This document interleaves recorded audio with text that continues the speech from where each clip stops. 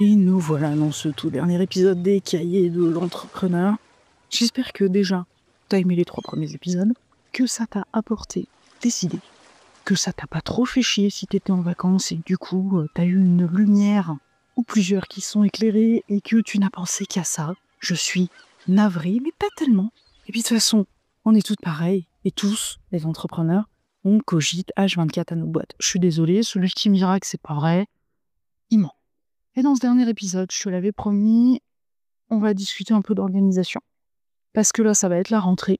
Il va falloir, si t'as des enfants, que tu gères les putains de courses de rentrée scolaire, avec des magasins pleins à craquer, d'autres parents aussi vénères que toi. Et même si t'as pas d'enfants, il va falloir que tu gères le retour de tes propres clients. Plus toi, mettre tes choses en place, remettre ton cerveau dans le bon sens pour rattaquer ce mois de septembre et que t'as clairement pas envie de finir en burn-out. Et donc l'organisation, c'est la clé. Je mets ma main à couper que tu as déjà une organisation en place, mais que peut-être certaines choses ont changé. Parce que finalement, l'entraînement de foot a été déplacé du vendredi soir au jeudi soir. Parce que tu as décidé à la rentrée de t'inscrire à un cours de Zumba auquel tu n'allais pas l'année dernière. Et qu'il faut intégrer ça dans ton planning. Ou alors juste parce que pour cette rentrée, tu t'es dit « j'ai envie de me poser 2 heures par semaine pour écrire ». Ou pour faire du journaling vocal, ou juste pour regarder le ciel et les oiseaux. Ouais, ça fait du bien aussi. Et du coup, tu t'es dit, je verrai comment ça va se passer, et t'as rien anticipé. Et le meilleur moyen de se foutre dans la merde tout seul, c'est de ne pas avoir de vision et de ne pas anticiper les choses. Le management, que j'appelle interne, c'est-à-dire ton auto-management à toi, c'est comme de manager une équipe, c'est la même chose. Manager une équipe, c'est voir à long terme, c'est anticiper, pour pouvoir gérer les urgences.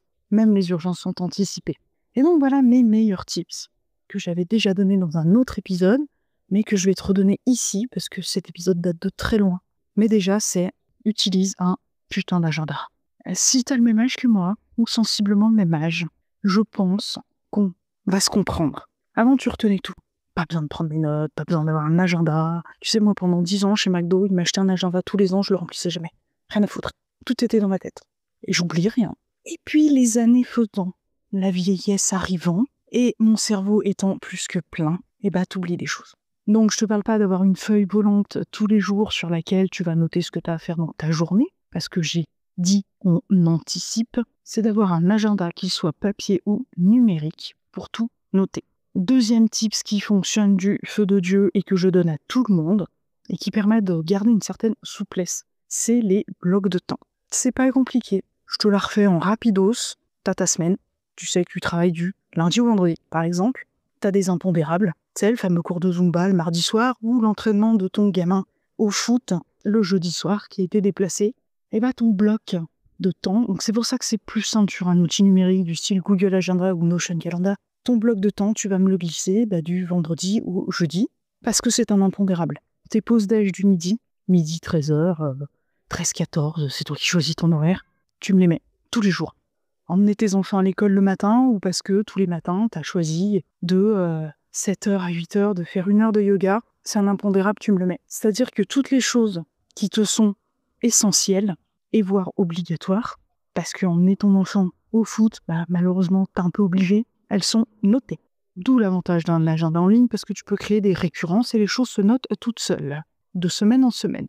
Donc mon gros chouchou, c'est Notion Calendar, voilà, qui est vraiment personnalisable de ouf, que Google est un peu en retard maintenant. Et puis troisième astuce du chef, tu vas te bloquer des créneaux bien spécifiques dans ta semaine. Un créneau pour ton administratif, alors que ce soit une demi-journée, 1 heure, 2 heures, peu importe, mais un rendez-vous avec toi-même pour ton entreprise, pour faire les trucs que tu détestes, oui, je sais, mais il faut le faire. Après, c'est une partie que tu peux amplement déléguer, et si tu veux, j'ai de très bonnes adresses pour ça. Mais ce fameux créneau CIO Day, comme tu veux, ou mon administratif de merde, appelle-le comme tu veux, il est impondérable aussi, donc c'est important. Et tu vas bloquer aussi un autre créneau ou 2. Moi, tu vois, ce que j'aime bien faire, c'est bloquer 2 demi-après-midi, faire 2 demi-journées, par exemple, sur tous les après-midi, pour les rendez-vous clients, c'est-à-dire les appels découvertes et tout ça, pas mes clients, les prospects. Parce que t'es pas dispo H24. Et à un moment donné, ça devient compliqué si les gens peuvent prendre rendez-vous avec toi n'importe quand. tu ne peux pas anticiper. Donc ces 2 créneaux-là que tu vas bloquer spécifiquement dans ton agenda, si jamais tu n'as pas de rendez-vous, ça te permettra de faire autre chose ou de gérer les urgences. Parce que ma dernière petite astuce bonus plus, c'est que si tu fonctionnes en bloc de temps, et je t'invite vraiment à le faire, d'ailleurs je pense que je vais te remettre le lien de ce fameux épisode sur l'organisation, parce qu'il est toujours d'actualité, ça n'a pas changé, c'est juste les outils qui changent. À l'époque où je l'ai tourné, Notion Calendar n'existait pas. Aujourd'hui, c'est la vie. Mais ouais, le bonus plus, c'est que tu peux anticiper les urgences. C'est-à-dire que si tu bosses en bloc de temps, ne colle pas tous tes blocs les uns après les autres. Tu te laisses des petites marges d'une demi-heure, ou 15 minutes, peu importe, parce que t'es pas à l'abri déjà que le bloc de temps d'avant, tu débordes. Ça arrive, t'es à fond dans ta concentration, t'es en train de créer ton contenu et t'es dans ton inspiration ultime, tu vas pas tout couper comme ça.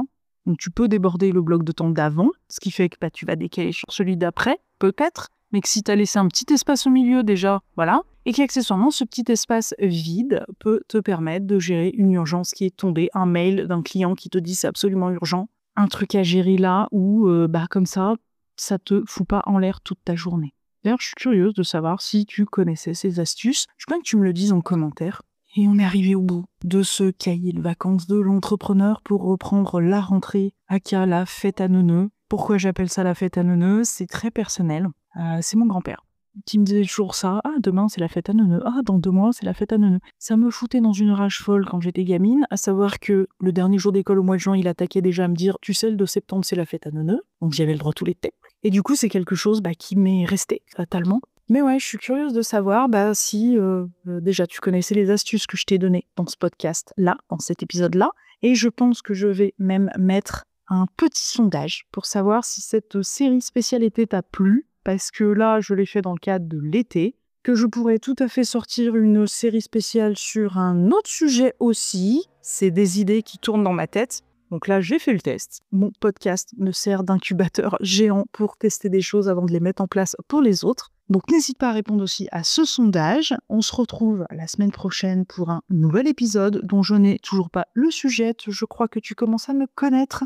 Oui, je te parle de vision et tout, mais il y a des choses sur lesquelles, parfois, j'ai de la vision et parfois, j'ai aussi un petit peu envie de spontanéité. Et sur ce, je te souhaite une belle journée ou une belle soirée en fonction de l'heure à laquelle tu m'écoutes. Je te dis à la semaine pro et d'ici là, fais attention à toi.